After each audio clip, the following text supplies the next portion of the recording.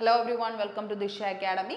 SSC CGL 2025 official notification വന്ന കാര്യം നിങ്ങൾ എല്ലാവരും അറിഞ്ഞു കാണും. അപ്പോൾ അതിന്റെ ആപ്ലിക്കേഷൻ പ്രോസസ്സ് ഇപ്പോൾ ലൈവ് ആയിട്ട് റൺ ചെയ്യുകയാണ്. നിങ്ങൾ എല്ലാവരും അപ്ലൈ ചെയ്യാൻ ആഗ്രഹിക്കുന്നുണ്ടാവും. അപ്പോൾ അപ്ലൈയും ചെയ്തുകൊണ്ടിരിക്കുകയായിരിക്കും. പക്ഷേ ഈ ഒരു പ്രോസസ്സിനിടയിൽ നിങ്ങൾ കയ്യിൽ കരുതേണ്ട മെയിൻ ആയിട്ടുള്ള ഡോക്യുമെന്റ്സ് ഏതൊക്കെയാണെന്നുള്ള ഒരു കാര്യമാണ് നമ്മൾ ഈ ഒരു വീഡിയോയിൽ പറയാനായിട്ട് ഉദ്ദേശിക്കുന്നത്. അപ്പോൾ ഏതൊക്കെയാണ് ഇമ്പോർട്ടൻറ്റ് ഡോക്യുമെന്റ്സ് എന്ന് മനസ്സിലാക്കി അതിൽ കയ്യിൽ കരുതണം, അത് സബ്മിറ്റ് ചെയ്യണോ എന്നുള്ള കാര്യമൊക്കെ കൃത്യമായി മനസ്സിലാക്കിയിട്ട് മാത്രം എന്ത് ചെയ്യുക, അപ്ലൈ ചെയ്യാനായിട്ട് ശ്രദ്ധിക്കുക കേട്ടോ. അപ്പോൾ അതൊന്ന് മനസ്സിലാക്കിയിരിക്കുക. അപ്പോൾ ഡേറ്റ് ഓഫ് ആപ്ലിക്കേഷൻ നിങ്ങൾക്ക് അറിയാലോ, 9/6/2025 തൊട്ട് 4/7/2025 വരെയാണ് നിങ്ങൾക്ക് ടൈമുണ്ട്. അതായത് അടുത്ത മാസം 4-ാം തീയതി വരെ നിങ്ങൾക്ക് ടൈമുണ്ട്. അപ്പോൾ അതിനിടയ്ക്ക് നിങ്ങൾക്ക് ഇമ്പോർട്ടൻ്റ് ആയിട്ടുള്ള ഡോക്യുമെന്റ്സ് ഒക്കെ കയ്യിൽ കരുതേണ്ടുള്ള ഒരു ടൈമും ഉണ്ട്. ഓക്കെ, അത് ശ്രദ്ധിക്കുക. അപ്പോൾ 4-7 വരെയാണ് ടൈം വരുന്നത്. നിങ്ങൾക്ക് അറിയാലോ, ഫീസ് എന്ന് പറയുന്നത് നോർമൽ ജനറൽ കാൻഡിഡേറ്റ്സിന് വരുന്നത്, ജനറൽ OBC കാൻഡിഡേറ്റ്സിന് വരുന്നത് 100 rupees, ബാക്കി SC ST വിമൺ കാൻഡിഡേറ്റ്സിനും എല്ലാവർക്കും വരുന്നത് 0 rupees ആണ്. ഓക്കെ, ആ ഒരു രീതിയിൽ നിങ്ങൾ കൃത്യമായിട്ട് കാര്യങ്ങൾ മനസ്സിലാക്കുക. ആപ്ലിക്കേഷൻ കറക്ഷൻ വിൻഡോ വരും. അപ്പോഴും നിങ്ങൾക്ക് വരുന്ന പേയ്മെന്റ് എന്ന് പറഞ്ഞാൽ 200 rupees ആണ്. കറക്ഷൻ സമയത്ത് 200 രൂപ അടയ്ക്കേണ്ടി വരും. അതിനേക്കാളും നല്ലത് ഇപ്പോൾ 100 രൂപ അടയ്ക്കുമ്പോൾ നിങ്ങൾ കൃത്യമായിട്ട് എല്ലാ പ്രോസസ്സും കൃത്യമായി ചെയ്ത് തന്നെ എന്ത് ചെയ്യുക, മുന്നോട്ട് പോകാനായിട്ട് ശ്രദ്ധിക്കുക കേട്ടോ. അതിലൊരു മിസ്റ്റേക്ക് വരുത്താതിരിക്കുക മാക്സിമം. പിന്നെ എക്സാം ഷെഡ്യൂൾ അറിയാലോ, ഇനി ഒരു 2 മാസത്തിന്റെ ടൈമാണ് നമുക്ക് വരുന്നത്. 13 August തൊട്ട് 30 August വരെയാണ് എക്സാം വരുന്നത്. അതായത് ഓഗസ്റ്റ് മാസത്തിലാണ് എക്സാം വരുന്നത്.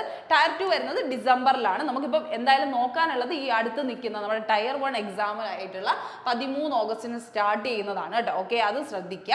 ഇനി അടുത്ത് നിങ്ങൾ നോക്കേണ്ടത് ഏജ് ലിമിറ്റും എഡ്യൂക്കേഷണൽ ക്വാളിഫിക്കേഷനും. ഏജ് ലിമിറ്റും എഡ്യൂക്കേഷണൽ ക്വാളിഫിക്കേഷന്റെ ബാർ ലൈൻ എന്ന് പറയുന്നത് 1/8/2025 ആണ്. ആ ഒരു ഡേറ്റ് നിങ്ങൾ മസ്റ്റ് ആയിട്ട് ശ്രദ്ധിക്കുക. ഈ ഒരു ഡേറ്റ് ആണ് അവർ എന്ത് ചെയ്യുന്നത്, ക്രൂഷ്യൽ ഡേറ്റ് ആയിട്ട് എടുക്കുന്നത്. അതായത് നിങ്ങളിപ്പോൾ നിങ്ങളിപ്പോൾ ഗ്രാജുവേഷൻ ആണ് ഇതിന്റെ ഏറ്റവും പ്രധാനപ്പെട്ട ഇതെന്ന് അറിയാമല്ലോ, നിങ്ങൾക്ക് എഡ്യൂക്കേഷണൽ ക്വാളിഫിക്കേഷൻ എന്ന് അറിയാം. അപ്പോൾ ആ ഡിഗ്രി നിങ്ങൾ എത്രയും മുമ്പ് കംപ്ലീറ്റ് ചെയ്യണം. 1/8/2025. ഇപ്പം നിങ്ങൾ ഫൈനൽ ഇയേഴ്സ് ആണെങ്കിൽ പോലും നിങ്ങളുടെ റിസൾട്ട് നിങ്ങൾ കയ്യിൽ നിങ്ങൾക്ക് ഡോക്യുമെന്റ് കിട്ടിയില്ലെങ്കിലും കുഴപ്പമില്ല, പക്ഷെ നിങ്ങളുടെ റിസൾട്ട് എന്തായാലും എന്ത് ചെയ്യണം, ഒഫീഷ്യലി പബ്ലിഷ് ചെയ്യണം എന്ന് 1/8/2025 മുന്നേ. അതായത് 1/8/2025 നിങ്ങൾ കംപ്ലീറ്റ്ലി ഒരു ഡിഗ്രി പാസ് ഔട്ട് ആയിട്ടുള്ള ഒരു സ്റ്റുഡൻ്റ് ആയിരിക്കണം എന്നുള്ള ഒരു കണ്ടീഷൻ സാറ്റിസ്ഫൈ ചെയ്യാൻ വേണ്ടിയിട്ടാണ് അങ്ങനെ ഒരു ക്രൂഷ്യൽ ഡേറ്റ് നിങ്ങൾക്ക് കൊടുത്തിരിക്കുന്നത്. ഓക്കെ, അപ്പോൾ ആ ഒരു കാര്യം മനസ്സിലാക്കുക. എഡ്യൂക്കേഷണൽ ക്വാളിഫിക്കേഷനിലെ ഡിഗ്രി ആണ് വേണ്ടത്. ഫൈനൽ ഇയേഴ്സിന് അപ്ലൈ ചെയ്യാം, പക്ഷേ 1/8/2025 നിങ്ങളുടെ ഫൈനൽ സെമ്മിന്റെ റിസൾട്ട് പബ്ലിഷ്ഡ് ആയിരിക്കണം. മാത്രമല്ല ബാക്ക് പേപ്പേഴ്സ് ഒന്നും വരാൻ പാടത്തില്ല. ആ ഒരു കാര്യം കൂടെ നിങ്ങൾ എന്ത് ചെയ്യുക, ഇതിൻ്റെ ഒപ്പം തന്നെ ശ്രദ്ധിക്കുക കേട്ടോ. ആ ഒരു കാര്യം ശ്രദ്ധിക്കുക. ഇനി അടുത്ത ഏജ് ലിമിറ്റ് എടുത്താലും 1/8/2025 നിങ്ങളുടെ വയസ്സെന്ന് പറയുന്നത് 18-നും 30-നും ഇടയിലായിരിക്കണം. 18-നും 30-നും ഇടയിലായിരിക്കണം എന്നുള്ളൊരു കാര്യം ശ്രദ്ധിക്കുക. 18 to 30 ഇയേഴ്സ് ആണ് മിനിമം കാറ്റഗറി ഓഫ് കുറേ എക്സാംസുകൾ പറയുന്നത്. അതിൻ്റെ ഒപ്പം തന്നെ 18 to 27 ഇയേഴ്സ് വരെയുള്ള എക്സാംസുകളും ഉണ്ട്. ഓക്കെ, 2 കാറ്റഗറി ഓഫ് എക്സാമിനേഷൻ വിളിച്ചിട്ടുണ്ട്. 18 to 27 വയസ്സ് വരെ അപ്ലൈ ചെയ്യാൻ പറ്റുന്ന പോസ്റ്റുകളും ഉണ്ട്. 18 to 30 വയസ്സ് വരെ അപ്ലൈ ചെയ്യാൻ പറ്റുന്ന പോസ്റ്റും ഉണ്ട്. പിന്നെ 18 to 32 ഇയേഴ്സ് വരുന്നത് ഏതിനാണ്, നമ്മുടെ സ്റ്റാറ്റിസ്റ്റിക്കൽ 18 അല്ല 20 to 32 ഇയേഴ്സ് ആണ് അതിൽ പറയുന്നത്. അത് വരുന്നത് സ്റ്റാറ്റിസ്റ്റിക്കൽ ഓഫീസറാണ്. അതിന് പ്രത്യേകം കണ്ടീഷൻ ഉണ്ട്. സ്റ്റാറ്റിസ്റ്റിക്സ് നിങ്ങൾ എന്ത് ചെയ്യണം, ഡിഗ്രി എടുത്തവരായിരിക്കണം. അങ്ങനെ ഒരു കണ്ടീഷനും കൂടെ ഉണ്ട്. അപ്പോൾ അത് ശ്രദ്ധിക്കുക. ബാക്കി എല്ലാത്തിനും 18 to 30 വയസ്സ് വരെയുള്ളവർക്ക് അപ്ലൈ ചെയ്യാം. 18 to 27 വയസ്സ് വരെയുള്ളവർക്കും അപ്ലൈ ചെയ്യാം. ഈ SSC CGL എന്ന് പറയുന്നതാണ് അത്യാവശ്യം ഏജ് ലിമിറ്റ് എന്ത് ചെയ്യുന്നത് കൂടിയ ആൾക്കാർക്കും അപ്ലൈ ചെയ്യാൻ പറ്റുന്ന ഒരു എക്സാം ആയിട്ട് നമ്മൾ പറയുന്നത്. ഡിഗ്രി ക്വാളിഫിക്കേഷനിൽ വരുന്ന എക്സാം ആയതുകൊണ്ട് തന്നെ നല്ല ഏജ് കാറ്റഗറിക്ക് എന്ത് ചെയ്യാൻ പറ്റും, ഈ ഒരു എക്സാമിലേക്ക് അപ്ലൈ ചെയ്യാനായിട്ട് പറ്റും. അപ്പോൾ നിങ്ങൾ ശ്രദ്ധിക്കുക. 1/8/2025 നിങ്ങളുടെ ഏജ് ഏതിലാണ് വരുന്നതെന്ന് മനസ്സിലാക്കി തന്നെ എന്ത് ചെയ്യുക, അപ്ലൈ ചെയ്യാൻ ശ്രദ്ധിക്കുക. ഡിഗ്രി സർട്ടിഫിക്കറ്റ് ആയാലും അത് തന്നെയാണ്. നിങ്ങൾക്ക് എന്ത് ചെയ്യാൻ പറ്റില്ല, 1/8-ന് മുന്നേ നിങ്ങളുടെ റിസൾട്ട് പബ്ലിഷ്ഡ് ആയിട്ടില്ല എന്നുണ്ടെങ്കിൽ നിങ്ങൾക്ക് ഒന്നും ചെയ്യാൻ പറ്റില്ല കേട്ടോ. അപ്പോൾ അത് നിങ്ങൾ അപ്ലൈ ചെയ്തിട്ടാലും നിങ്ങൾ എന്ത് ചെയ്യും, ഡോക്യുമെന്റ് വെരിഫിക്കേഷൻ ടൈം വരുമ്പോൾ നിങ്ങൾക്ക് എന്ത് ചെയ്യാൻ പറ്റും, റിജക്ട് ചെയ്യേണ്ടി വരും.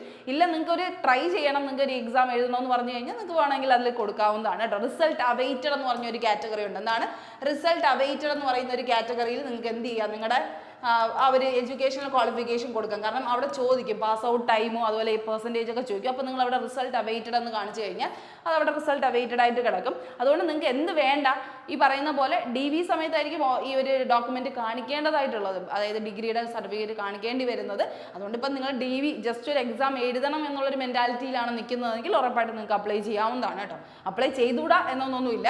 ആ ഒരു കാര്യം നിങ്ങൾ ശ്രദ്ധിച്ചാൽ മതി. ഓക്കെ, DV സമയത്താണ് നിങ്ങളുടെ സർട്ടിഫിക്കറ്റ്സ് ഒക്കെ നിങ്ങൾക്ക് എന്ത് ചെയ്യേണ്ടി വരേണ്ടത്, കാണിക്കേണ്ടി വരുന്നത് എന്നുള്ളൊരു കാര്യം മനസ്സിലാക്കുക. ജെന്യൂനിറ്റി എപ്പോഴും കീപ്പ് ചെയ്യണം. ഇതൊക്കെ എന്താണ് സെൻട്രൽ ഗവൺമെൻറ് എക്സാം ആയതുകൊണ്ട് തന്നെ നമ്മൾ ഭയങ്കര ട്രസ്റ്റ് വർത്തി ആയിരിക്കണം എന്നുള്ളൊരു കാര്യം ശ്രദ്ധിക്കാം. ഇനി ഫസ്റ്റ് ആയിട്ട് നിങ്ങൾ ഇമ്പോർട്ടൻറ്റ് ഡോക്യുമെൻറ്റ്സ് എന്ന് പറയുന്നതിന് മുമ്പ് തന്നെ ഫസ്റ്റ് OTR ചെയ്തിരിക്കണം. ഓൺ ടൈം രജിസ്ട്രേഷൻ നിങ്ങൾ കൃത്യമായിട്ട് ചെയ്തിരിക്കുന്നവരായിരിക്കണം. അതായത് SSCയിൽ ഇതുവരെയും ആപ്ലിക്കേഷൻസ് അയക്കാത്തവരാണ്, ഫസ്റ്റ് ടൈമാണ് നിങ്ങളുടെ രജിസ്ട്രേഷൻ നടക്കുന്നതെങ്കിൽ അത് ആദ്യമേ ചെയ്യുക. അതായത് നോർമലി ssc.gov.in എന്ന് പറയുന്ന വെബ്സൈറ്റിൽ കയറുന്നു, അതിൻ്റെ അകത്ത് ഞാൻ എന്ത് ചെയ്യുന്നു, നമ്മളൊരു രജിസ്ട്രേഷൻ ചെയ്യുന്നു അല്ലേ, രജിസ്ട്രേഷൻ നമ്മുടെ ഡീറ്റെയിൽസ് ഒക്കെ കൊടുത്ത് നമ്മൾ രജിസ്റ്റർ ചെയ്യുന്നു എന്നുള്ളൊരു കാര്യമാണ്.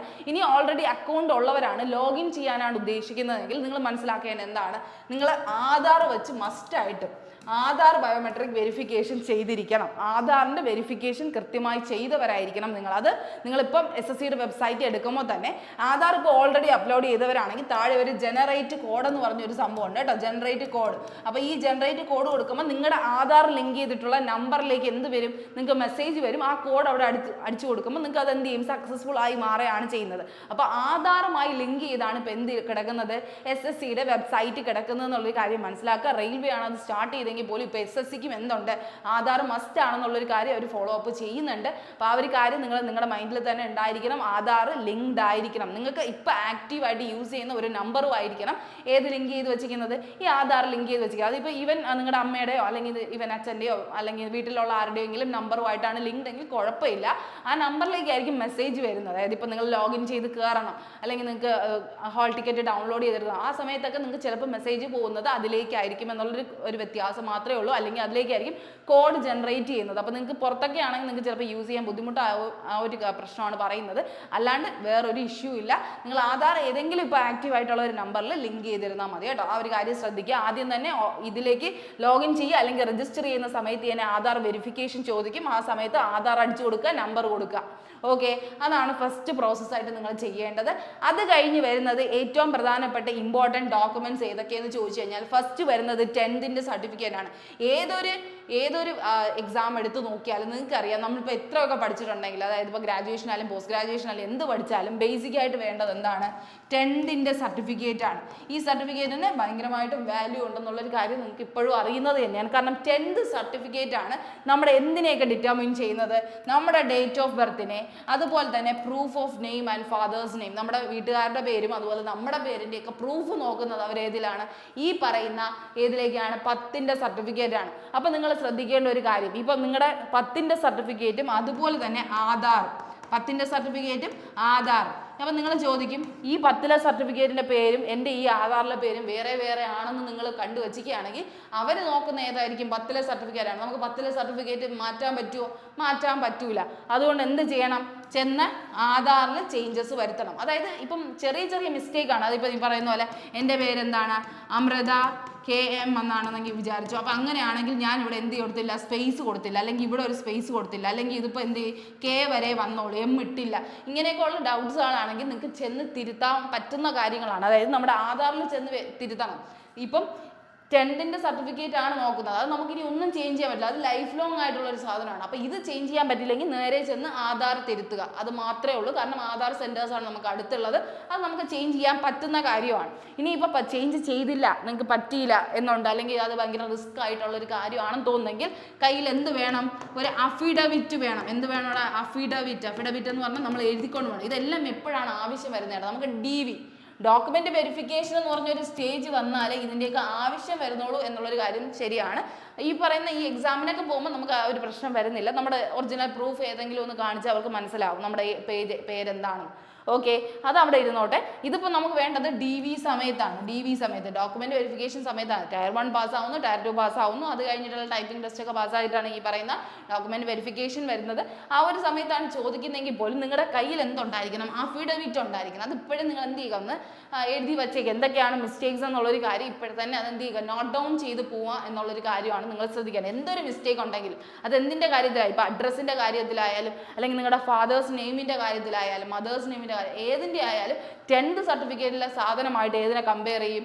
ആധാറുമായിട്ട് കമ്പയർ ചെയ്യും. ഇവർ രണ്ടുപേരെയാണ് കമ്പയർ ചെയ്യുന്നത്. അപ്പോൾ കമ്പയർ ചെയ്യുമ്പോൾ ഇത് മാറ്റാൻ പറ്റാത്തതുകൊണ്ട് ആധാറിൽ ചേഞ്ച് വരുത്താൻ പറ്റുന്നതല്ല, മാക്സിമം ആധാറിൽ ചേഞ്ച് വരുത്താനായിട്ട് നിങ്ങൾ ശ്രദ്ധിക്കുക കേട്ടോ. അത് മാത്രം ശ്രദ്ധിച്ചാൽ മതി. പിന്നെ ഈ അഡ്രസ്സ് മാറിപ്പോയി അതിൻ്റെ കാര്യമൊക്കെ നിങ്ങൾക്ക് എന്ത് ചെയ്യാം? അഫിഡവിറ്റ് എഴുതിക്കൊണ്ട് കൊടുത്താലും അവർക്ക് മനസ്സിലാവും. ഓക്കെ, അത് ശ്രദ്ധിച്ചാൽ മതി. ഇനി വരുന്നത് എന്താണ്? ഗ്രാജുവേഷൻ, ഡിഗ്രി സർട്ടിഫിക്കറ്റ് ഒരു ഫൈനൽ ഇയർ ഡീറ്റെയിൽസ് ആണ്. അതെന്താണ്? Degree must be completed by 1st August 2025. 1 August 2025 മുമ്പേ നിങ്ങളുടെ ഡിഗ്രി കംപ്ലീറ്റ് ചെയ്തിരിക്കണം എന്നുള്ളൊരു കണ്ടീഷൻ എടുത്തു പറയുന്നുണ്ട്. ഇപ്പോൾ സർട്ടിഫിക്കറ്റ് കൈ കിട്ടിയില്ലെങ്കിൽ പോലും നിങ്ങളുടെ റിസൾട്ട് പബ്ലിഷ്ഡ് ആയിരിക്കണം എന്നുള്ളൊരു കാര്യം ശ്രദ്ധിക്കുക. ഇൻക്ലൂഡ് യൂണിവേഴ്സിറ്റി നെയിം, നിങ്ങളുടെ year of passing, mark, percentage. ഈ സാധനമാണ് നമ്മൾ അവിടെ നിന്ന് എന്ത് ചെയ്യുന്നത്? എടുക്കേണ്ടി വരുന്നത്. അതുകൊണ്ടാണ് എന്ത് വേണം? നിങ്ങളുടെ ഗ്രാജുവേഷൻ സർട്ടിഫിക്കറ്റ് വേണം. കാരണം നമ്മൾ ഡിഗ്രിയാണ്, ഡിഗ്രി ക്വാളിഫിക്കേഷൻ എക്സാമിനേഷൻ ആയതുകൊണ്ട് തന്നെ ഡിഗ്രി ആവശ്യമാണ്. 10 നമ്മൾ കൊടുക്കും, +2 നമ്മൾ കൊടുക്കും. അതുപോലെ തന്നെ ഗ്രാജുവേഷൻ പിന്നെ ഇമ്പോർട്ടൻ്റ് ആണ്. +2 അത്ര സീരിയസ് അല്ലെങ്കിൽ പോലും നിങ്ങൾ കംപ്ലീറ്റ് ആയോ എന്നറിയാൻ വേണ്ടിയിട്ടുള്ള ഒരു ക്രോസ് ചെക്കിംഗ് മാത്രമേ അവിടെ വരുന്നുള്ളൂ. അപ്പോൾ അത് കഴിഞ്ഞിട്ട് ഗ്രാജുവേഷൻ വരുന്നു. പിന്നെ എല്ലാവരും ശ്രദ്ധിക്കുന്ന ഏതാണ്? നമ്മുടെ കാസ്റ്റ് സർട്ടിഫിക്കറ്റ് ആണ്. അതാണ് പിന്നെ നമ്മൾ നോക്കേണ്ട ഒരു കാര്യം. കാസ്റ്റ് സർട്ടിഫിക്കറ്റ് വരുന്ന ആർക്കാണ്? നമ്മുടെ OBC NCLകാർക്കാണ് കാസ്റ്റ് സർട്ടിഫിക്കറ്റ് എന്ന് പറയുന്നത്. OBC, അതുപോലെ തന്നെ OBC ആണെങ്കിൽ നോൺ ക്രീമി ലെയർ ആണ്. SC ST ആണെങ്കിൽ SC STയുടെ സർട്ടിഫിക്കറ്റ് ആണ് വരുന്നത്. ഓക്കെ, ഈ സർട്ടിഫിക്കറ്റ്സ് ഒക്കെ നിങ്ങൾ എന്ത് ചെയ്യണം? നേരത്തെ എടുത്ത് വയ്ക്കണം എന്നാണ് നമ്മൾ നോർമലി പറയാറുള്ളത്. നമ്മൾ എക്സാമിന്, അതായത് എക്സാമിൻ്റെ ക്രൂഷ്യൽ ഡേറ്റിന് മുന്നേ നമ്മൾ ഇതെല്ലാം എന്ത് ചെയ്യണം? കയ്യിൽ കരുതണം എന്നുള്ളൊരു കാര്യം ആദ്യമേ തന്നെ മനസ്സിലാക്കുക. ഇതിൽ പറയുന്ന SC ST എന്ന് പറയുന്നത് എന്താണ്? ലൈഫ് ലോങ് വാലിഡിറ്റി ആണ് വരുന്നത്. ശരിക്കും പറഞ്ഞാൽ SC ST സർട്ടിഫിക്കറ്റ് എന്ന് പറഞ്ഞു കഴിഞ്ഞാൽ ലൈഫ് ലോങ് വാലിഡിറ്റി ആണ്. ഇതിൽ നിങ്ങൾ ശ്രദ്ധിക്കേണ്ട ഒരേ ഒരു കാര്യം എന്താണ്? സെൻട്രൽ പർപ്പസിന്റെ എന്തായിരിക്കണം? ഈ ഡോക്യുമെന്റ് ആയിരിക്കണം. സെൻട്രൽ പർപ്പസിന് വേണ്ടി ഉപയോഗിക്കുന്ന ഡോക്യുമെന്റ് ആയിരിക്കണം എന്ന് മാത്രം ശ്രദ്ധിച്ചാൽ മതി. Central purpose. ഓക്കെ, രണ്ട് രീതിക്കും ഉണ്ട്. സ്റ്റേറ്റ് പർപ്പസും ഉണ്ട്, സെൻട്രൽ പർപ്പസും ഉണ്ട്. നമ്മൾ സെൻട്രൽ ഗവൺമെന്റ് ജോലികളായതുകൊണ്ട് തന്നെ സെൻട്രൽ പർപ്പസിൽ ഏതായിരിക്കണം? കാസ്റ്റ് സർട്ടിഫിക്കറ്റ് ആവണം എന്നുള്ളൊരു കണ്ടീഷൻ മാത്രമേ അവിടെ വരുന്നുള്ളൂ കേട്ടോ. അതിൽ OBC ആണെങ്കിൽ 3 വർഷത്തിന്റെ വാലിഡിറ്റി ഉണ്ടെങ്കിൽ പറഞ്ഞാലും നമ്മൾ ഇടയ്ക്കിടയ്ക്ക് റിന്യൂ ചെയ്യണം കേട്ടോ. റിന്യൂ ചെയ്യാന്ന് പറഞ്ഞു കഴിഞ്ഞാൽ കഴിഞ്ഞ പ്രാവശ്യം എടുത്തതിൽ ഇത്തവണയും വാലിഡിറ്റി ഉണ്ടെങ്കിൽ നിങ്ങൾക്ക് യൂസ് ചെയ്യാവുന്നതാണ്. SC STക്ക് ആണെങ്കിൽ ലൈഫ് ലോങ് വാലിഡിറ്റി ആണ്. പക്ഷെ അതൊരു 3 വർഷം അല്ലെങ്കിൽ ഒരുപാട് പഴകിയത് അങ്ങനെയാണെങ്കിൽ നിങ്ങൾ എന്ത് ചെയ്യുക? മാറ്റാൻ നിന്നാൽ മതി. അല്ലെങ്കിൽ അതെന്താണ്? ലൈഫ് ലോങ് വാലിഡിറ്റി തന്നെയാണ് തരുന്നത്. അത് നമുക്ക് ഓൾറെഡി ലോ പരമായിട്ട് എന്ത് ചെയ്യാം? മുന്നോട്ട് പോകാൻ പറ്റുന്ന ഒരു കാര്യമാണ്. അതുകൊണ്ട് SC ST ഉള്ളവർക്ക് എന്ത് ചെയ്യാം? ആ സർട്ടിഫിക്കറ്റ് തന്നെ യൂസ് ചെയ്യാം. OBC NCL കാര്യം മാത്രം ഒന്ന് എന്ത് ചെയ്യുക? ശ്രദ്ധിക്കുക. ഇങ്ങനത്തെ സർട്ടിഫിക്കറ്റ് നിങ്ങൾക്ക് കിട്ടണമെങ്കിൽ എന്ത് ചെയ്യുക? ഇപ്പോൾ ഓൺലൈൻ വഴി നിങ്ങൾക്ക് എന്ത് ചെയ്യാം? രജിസ്റ്റർ ചെയ്തിടാവുന്നതാണ്. ഓൺലൈൻ ആയിട്ടുള്ള പ്രിന്റഡ് ഫോം തന്നെ നിങ്ങൾക്ക് കാണിക്കാം. നേരെ നിങ്ങളിപ്പോൾ എന്ത് ചെയ്യണം? ഇറങ്ങി കയറി നടക്കണ്ട. അതായത് വില്ലേജ് ഓഫീസിൽ പോകണം, തഹസിൽദാറിൻ്റെ അടുത്ത് പോകണം, അങ്ങനെയൊന്നും പോകേണ്ട ആവശ്യം ഇപ്പം വരുന്നില്ല. നിങ്ങൾക്ക് ഓൺലൈനായിട്ട് രജിസ്റ്റർ ചെയ്യാൻ പറ്റുന്നതാണ്. ഓൺലൈനായിട്ട് നിങ്ങൾക്ക് ഇതിന് വേണ്ടിയിട്ട് ആപ്ലിക്കേഷൻ കൊടുക്കാവുന്നതാണ് കേട്ടോ. അപ്പോൾ അത് ശ്രദ്ധിക്കുക. പക്ഷേ അത് എന്ത് ചെയ്യുക? പ്രിസ്ക്രൈബ്ഡ് ഫോർമാറ്റ് ആയിട്ടുള്ള സെൻട്രൽ ഗവൺമെന്റ് ഫോർമാറ്റിൽ വാലിഡ് ആയിരിക്കണം എന്നുള്ളൊരു കണ്ടീഷനാണ്. SC STക്ക് ലൈഫ് ലോങ് വാലിഡിറ്റി ഉണ്ട്. OBC NCL എന്ത് ചെയ്യുക? ഈ ഒരു 1 ഇയർ ആയിട്ട് തന്നെ നിങ്ങൾ എന്ത് ചെയ്യുക? റിന്യൂ ചെയ്യാനായിട്ട് നോക്കുക കേട്ടോ. 1 ഇയർ റിന്യൂ മെത്തേഡ് ഉണ്ട്, അത് ചെയ്യാനായിട്ട് ശ്രദ്ധിക്കുക. ഇനി അടുത്ത EWS സർട്ടിഫിക്കറ്റ് എന്താണ് കാണിക്കേണ്ടത്? ഇൻകം സർട്ടിഫിക്കറ്റ് ആണ് കേട്ടോ. EWS ആണെങ്കിൽ നിങ്ങൾ കാണിക്കേണ്ട സർട്ടിഫിക്കറ്റ് എന്താണ്? ഇൻകം സർട്ടിഫിക്കറ്റ് ആണ്. അതായത് ഇൻകം സർട്ടിഫിക്കറ്റ് ജനറൽ കാൻഡിഡേറ്റ്സിൽ ഇൻകം കുറഞ്ഞവരെയാണല്ലോ നമ്മൾ എക്കണോമിക്കലി വീക്കർ സെക്ഷൻ എന്ന് പറയുന്ന EWS ആക്കി മാറ്റിയിരിക്കുന്നത്. അതുകൊണ്ട് തന്നെ EWS കാര്യം കാണിക്കേണ്ടത് എന്താണ്? നിങ്ങളുടെ ഇൻകം സർട്ടിഫിക്കറ്റ് ആണ്. ഏതൊക്കെയാണ്? ഫിനാൻഷ്യൽ ഇയർ ആയിട്ടുള്ള 2023-24 ആൻഡ് വാലിഡ് ഫോർ 2024-25. അതായത് ഈ ഒരു വർഷം വരെയും വാലിഡ് ആയിട്ടുള്ള ഒരു എന്ത് കാണിക്കണം? ഇൻകം സർട്ടിഫിക്കറ്റ് കാണിക്കണം എന്നുള്ളൊരു കണ്ടീഷൻ മാത്രമാണ് അവിടെ പറയുന്നത്. ഓക്കെ, അത് ശ്രദ്ധിക്കുക. അപ്പോൾ കാസ്റ്റ് സർട്ടിഫിക്കറ്റ്, EWS സർട്ടിഫിക്കറ്റിന്റെ കാര്യം മനസ്സിലായല്ലോ. ഇനി വരുന്നത് എന്താണ്? ഇനി വരുന്നത് നമ്മുടെ PWD കാർഡിന്റെ സർട്ടിഫിക്കറ്റ് ആണ്. ഡിസബിലിറ്റി കാറ്റഗറിയുടെ സർട്ടിഫിക്കറ്റ് ആണ്. ഇതിന്റെയൊക്കെ ഫോർമാറ്റ് വേണമെങ്കിൽ നിങ്ങൾക്ക് എന്തുണ്ട്? PDF-ന്റെ ഏറ്റവും ബാക്ക് പേജിലായിട്ടൊക്കെ എന്ത് ചെയ്തിട്ടുണ്ട്? കൊടുത്തിട്ടുണ്ട്. അത് വേണമെങ്കിൽ എടുത്ത് നോക്കാം. ഇതിന്റെ എന്താണ്? മെഡിക്കൽ അതോറിറ്റി സൈൻ ചെയ്തിട്ടുള്ള എന്ത് ഡിസബിലിറ്റി ആണെന്ന് കൃത്യമായിട്ട് നോട്ട് ഡൗൺ ചെയ്യുന്ന ആ ഒരു കറക്റ്റ് എന്താണോ എന്ന് എഴുതി തന്നിരിക്കുന്ന ഫോം തന്നെ വേണം എന്നുള്ളൊരു കാര്യമാണ്. കറക്റ്റ് ഡിസബിലിറ്റി കോഡ് ഉപയോഗിച്ച്, ഓക്കെ, കറക്റ്റ് ഡിസബിലിറ്റി കോഡ് ഉപയോഗിച്ച് എഴുതി തന്നിട്ടുള്ള ഒരു നോട്ടീസ് ആയിരിക്കണം. നിങ്ങൾക്ക് അറിയാമല്ലോ ആ കാര്യങ്ങളൊക്കെ. അതെന്ത് ചെയ്യുക? മാക്സിമം കയ്യിൽ കരുതാനായിട്ട് ശ്രദ്ധിക്കുക. അത് എന്ത് ചെയ്യുക? വാലിഡ് ആയിരിക്കണം. ഈ വർഷം വരെയും വാലിഡ് ആയിട്ടുള്ള സർട്ടിഫിക്കറ്റ്, അതായത് ഈ എക്സാം എഴുതുന്നതിന് മുന്നേ വരെയും വാലിഡ് ആയിട്ടുള്ള സർട്ടിഫിക്കറ്റ് ആയിരിക്കണം കാണിക്കേണ്ടത് കേട്ടോ. 1 ഇയർ വാലിഡിറ്റിയിലുള്ള സർട്ടിഫിക്കറ്റ് ആയിരിക്കും കാണിക്കേണ്ടത്. എക്സ് സർവീസ് മാൻ ആയാലും എന്താണ്? ആപ്ലിക്കബിൾ ആണ്. മിലിറ്ററി സർവീസ് ആൻഡ് റിലീസിന്റെ ഡേറ്റിന്റെ ആ ഒരു ഫോർമാറ്റ് കാണിച്ചു കഴിഞ്ഞാൽ നിങ്ങൾക്ക് എന്ത് കിട്ടും? റിലാക്സേഷൻ കിട്ടും. ഇതൊക്കെ നിങ്ങൾക്ക് എന്തിനു വേണ്ടിയിട്ടാണ്? ശരിക്കും നിങ്ങൾക്ക് ഒരു ഒരു പ്രത്യേക തരം കോട്ട തന്നെ നൽകിയിട്ടുണ്ട്. PWD കാൻഡിഡേറ്റ്സിനായാലും എക്സ് സർവീസ്മാനൊക്കെ സെപ്പറേറ്റ് വാക്കൻസീസ് റിപ്പോർട്ട് ചെയ്താണ് വരുന്നത്. അപ്പോൾ അവർക്കുള്ള വാക്കൻസീസ് അല്ലെങ്കിൽ എന്ത് ചെയ്യും, നിങ്ങൾ എന്ത് ചെയ്യും, നോർമലി ജനറൽ കാൻഡിഡേറ്റ്സ് ആയിട്ട് അവരെന്ത് ചെയ്യും കാണും. അപ്പോൾ നിങ്ങൾ ജനറലിൻ്റെ കൂടെ ആയിരിക്കും മത്സരിക്കേണ്ടത്. അപ്പോൾ നിങ്ങളുടെ ആ ഒരു ഓപ്ഷനാണ് നിങ്ങൾക്ക് അവിടെ മിസ്സാവുന്നത്. അതുകൊണ്ടാണ് കൃത്യമായിട്ടുള്ള സർട്ടിഫിക്കറ്റ്സ് കയ്യിൽ കരുതണം എന്നുള്ളൊരു കാര്യം ആദ്യം തന്നെ പറയുന്നത് കേട്ടോ. അത് ശ്രദ്ധിക്കുക. ഇനി വരുന്നത് വാലിഡ് ഫോട്ടോ ഐഡന്റിറ്റി കാർഡാണ്. ഫോട്ടോ ഐഡന്റിറ്റി കാർഡ് ഏത് തന്നെയാണ്, നമ്മുടെ ഒന്നെന്ന് പറയുന്നത് ആധാറാണ്. ആധാർ കൃത്യമായിരിക്കണം എന്നുള്ളൊരു കാര്യം ശ്രദ്ധിക്കുക. ആധാർ ഉണ്ടായിരിക്കണം. പിന്നെ എന്താണ്, ഒരു ഡ്രൈവിംഗ് ലൈസൻസോ അല്ലെങ്കിൽ ഇതിൻ്റെ കൂടെ ഒരു അഡീഷണൽ ഒരു സാധനം കൂടെ വച്ചിരുന്നാൽ നല്ലത് എന്നുള്ളൊരു കാര്യമാണ്. അത് നിങ്ങൾക്ക് ഏത് വേണമെങ്കിലും യൂസ് ചെയ്യാം. ഏതെങ്കിലും ഒരു ഇതും കൂടെ ഫോട്ടോ പ്രൂഫും കൂടെ നിങ്ങൾക്ക് എന്ത് ചെയ്യാം, അതിൻ്റെ ഒപ്പം വയ്ക്കാവുന്നതാണ്. ഇനി വരുന്നത് എന്താണ്, mobile number and email ID. Okay, mobile number and email ID ആണ് ലാസ്റ്റ് ആയിട്ട് നിങ്ങൾക്ക് വേണ്ടത്. അതായത് ആക്റ്റീവായിട്ട് അക്സസിബിൾ ആയിട്ടുള്ള, കാരണം എന്തൊരു നോട്ടിഫിക്കേഷൻ വന്നാലും അവർ അറിയിക്കുന്നത് ഏത് വഴിയായിരിക്കും, നമ്മളൊന്നും വിളിച്ച് പറയുന്നതല്ലല്ലോ, നമുക്ക് അറിയാനും പറ്റത്തില്ല എപ്പോഴാണ് നോട്ടിഫിക്കേഷൻ വരുന്നത് എന്നുള്ളൊരു കാര്യം. അപ്പോൾ അതൊക്കെ വരുന്നത് നിങ്ങളുടെ മെയിലിലായിരിക്കും ഫസ്റ്റ് വരുന്നത്. അതുകൊണ്ട് മെയിൽ എപ്പോഴും ആക്റ്റീവ് ആയിട്ടുള്ള ഒരു മെയിലായിരിക്കണം. അതിലായിരിക്കും ഈ അഡ്മിറ്റ് കാർഡ് വന്നു ഡൗൺലോഡ് ചെയ്യാനൊക്കെ പറയുന്നത്, അല്ലെങ്കിൽ എന്തെങ്കിലും പാസ്വേഡ് ചേഞ്ച് ചെയ്യണം എന്നൊക്കെ ഉള്ളൊരു കാര്യം വരുന്നത് അതിലായിരിക്കും. അത് ശ്രദ്ധിക്കുക. അപ്പോൾ ഇമെയിൽ IDയും മൊബൈൽ നമ്പറും എപ്പോഴും യൂസബിൾ ആയിട്ടുള്ള അല്ലെങ്കിൽ ഏറ്റവും ആക്റ്റീവ് ആയിട്ടുള്ള നമ്പേഴ്സ് തന്നെ അപ്ഡേറ്റ് ചെയ്യാനായിട്ട് ശ്രദ്ധിക്കുക. പിന്നെ വരുന്നത് നിങ്ങളുടെ ഏറ്റവും പ്രധാനപ്പെട്ട എന്താണ്, സിഗ്നേച്ചറും ഫോട്ടോയുമാണ്. എന്താണ്, സിഗ്നേച്ചറും അതുപോലെ തന്നെ ഫോട്ടോയുമാണ്. അത് നമ്മൾ മാക്സിമം നിങ്ങൾ ശ്രദ്ധിക്കേണ്ട ഒരു കാര്യം എന്ന് പറഞ്ഞാൽ അവർ പറയുന്ന സൈസിന് തന്നെ എന്ത് ചെയ്യുക, നിൽക്കാനായിട്ട് ശ്രദ്ധിക്കണം. സിഗ്നേച്ചർ എന്ന് പറഞ്ഞാൽ ഒരു 10-20 KB ആണ് പറയുന്നത് അല്ലേ, 10-20 KB. പിന്നെ ഒരു പിക്സലും പറയാറുണ്ട്, ആ ഒരു പിക്സൽ സൈസും. ഫോട്ടോ ആണെങ്കിലും എന്താണ് 20 to 50 KB എന്നുള്ള രീതിയിലാണ് പറയുന്നത് അല്ലേ ഫോട്ടോ. ഇതിനകത്ത് നിൽക്കണം ആ ഒരു കറക്റ്റ് ആ ഒരു സൈസ് നിങ്ങൾ കീപ്പ് ചെയ്ത് കൃത്യമായ രീതിയിൽ അവർ പറയുന്ന വൈറ്റ് ബാക്ക്ഗ്രൗണ്ടിൽ വെച്ചിട്ട് ഒരു വ്യത്യാസവും കൂടാതെ ആ കറക്റ്റ് സൈസിൽ തന്നെ എടുക്കുകയാണെങ്കിൽ നിങ്ങൾക്ക് ഉറപ്പായിട്ട് നിങ്ങളുടെ ആപ്ലിക്കേഷൻ എന്ത് ചെയ്യും, അക്സെപ്റ്റഡ് ആവും. ഇല്ലെങ്കിൽ റിജക്റ്റ് ആവാനുള്ള ഏറ്റവും 2 ചാൻസസ് ഏതാണ്, ഈ പറയുന്ന സിഗ്നേച്ചർ ഫോട്ടോയാണ്. വേറെ ഒന്നും കൊണ്ട് നിങ്ങൾ റിജക്റ്റ് ആക്കില്ല. മെയിനായിട്ട് വരുന്നത് സിഗ്നേച്ചർ ഫോട്ടോ ഇഷ്യൂ, അതുപോലെ തന്നെ പേയ്മെന്റ് ഇഷ്യൂ. അതായത് പേയ്മെന്റ് ചെയ്യുമ്പോൾ കൃത്യമായിട്ട് തന്നെ ചെയ്യുക. സക്സസ്ഫുൾ ആണെന്ന് കണ്ടിട്ട് മാത്രമേ എന്ന് വെച്ചാൽ ബാക്കായിട്ട് ഇറങ്ങാനായിട്ട് പാടുള്ളൂ കേട്ടോ. അപ്പോൾ അത് ശ്രദ്ധിച്ചാൽ മതി. ബാക്കി എല്ലാം സെയിം ആയിട്ടുള്ള പ്രോസസ്സാണ്, സിമ്പിൾ ആയിട്ടുള്ള പ്രോസസ്സാണ്. അപ്പോൾ ഇതെല്ലാം ഉണ്ടെങ്കിൽ നിങ്ങൾക്ക് ഡയറക്റ്റ് ആയിട്ട് അപ്ലൈ ചെയ്യാം. ഡയറക്റ്റ് അപ്ലൈ ചെയ്യുന്നതിന് വേറൊരു ഡൗട്ടും വേണ്ട. ssc.gov.in എന്ന് പറയുന്ന വെബ്സൈറ്റിൽ കയറുന്നു. ലോഗിൻ ചെയ്യേണ്ടവരാണെങ്കിൽ ലോഗിൻ ചെയ്ത് കയറുന്നു. അതിൽ കയറിയിട്ട് SSC CGLലേക്ക് അപ്ലൈ കൊടുക്കുക. അല്ലെങ്കിൽ രജിസ്റ്റർ ചെയ്യാനുള്ളവരാണെങ്കിൽ ഒന്നേന്ന് എല്ലാ ഇൻഫർമേഷനും, നിങ്ങളുടെ പേര് ഉൾപ്പെടെ നിങ്ങളുടെ അഡ്രസ്സ് ഉൾപ്പെടെ എഡ്യൂക്കേഷണൽ ക്വാളിഫിക്കേഷനും എല്ലാം സബ്മിറ്റ് ചെയ്തതിന് ശേഷം പുതിയൊരു പേജ് ഉണ്ടാക്കി ആധാർ വെരിഫിക്കേഷൻ എല്ലാം ചെയ്തതിന് ശേഷമാണ് ചെയ്യേണ്ടി വരുന്നത്. അപ്പോൾ ആ ഒരു പ്രോസസ്സ് കൃത്യമായിട്ട് തന്നെ ചെയ്യാനായിട്ട് നിങ്ങൾ എന്ത് ചെയ്യുക, ശ്രദ്ധിക്കുക കേട്ടോ. അതാണ് വരുന്നത്. വേറൊരു ഡൗട്ട്സും കാര്യങ്ങളും ഒന്നും വേണ്ട. ഇത്രയും സിമ്പിൾ ആയിട്ടുള്ള ഒരു പ്രോസസ്സാണ്.